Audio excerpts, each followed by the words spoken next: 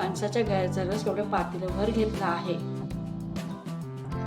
एका मोठ्या पातेल्यामध्ये ओतत आहे.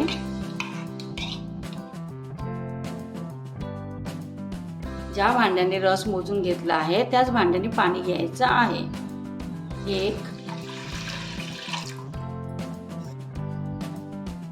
2 ज्या भांड्याने रस मोजून घेतला होता त्याच भांड्याने 2 भांडे पाणी घेतले आहे. मीठ चवीनुसार, हळद अर्धा छोटा चमचा. फणसाच्या गऱ्याचा रस जवळजवळ पाव किलो होता, तेवढाच पाव किलो गूळ मी बारीक कापून घेतला आहे. गूळ मी सर्व एकदम घालणार नाहीये, थोडा थोडा घालणार आहे. वेलची पावडर 1 टीस्पून. गॅस पेटवला आहे. भांडे गॅसवर गरम करत ठेवायचे आहे. रस, गूळ, पाणी आपण जे मिक्स करून घेतलं आहे ते पाणी चांगलं उकळवून घ्यायचे आहे.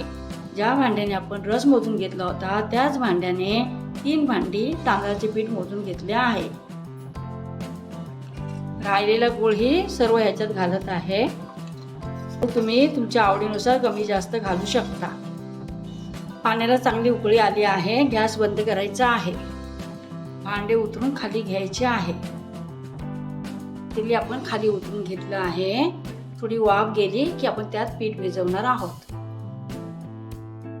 पाण्याची वाफ गेली आहे. आपण त्यात पीठ घालणार आहोत. पीठ थोडे थोडेच घालावे.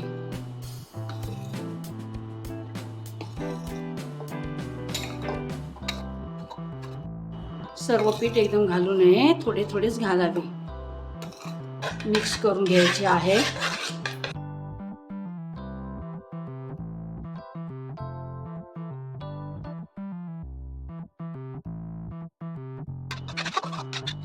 चांगले मिक्स करून घ्यायचे आहे.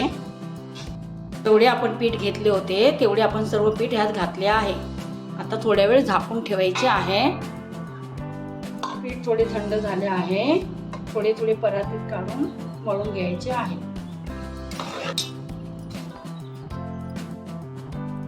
पीठ चांगले मळून झाले आहे.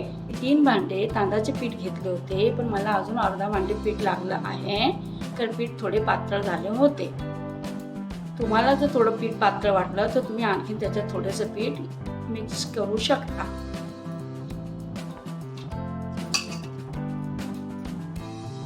पीठ आपण 1 ते 2 तास झाकून ठेवणार आहोत. 2 तास झाले आहे. आता आपण वडे करायला घेणार आहोत.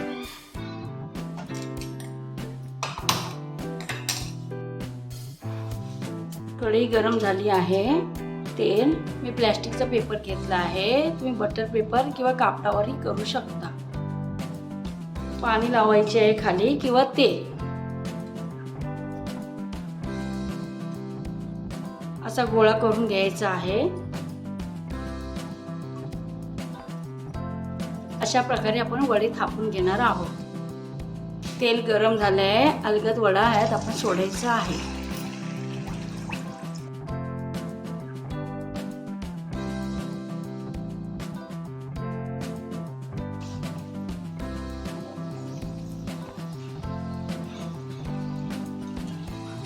वडा छान फुगला आहे. असा सोनेरी कलरवर आपण सर्व वडे करून घेणार आहोत.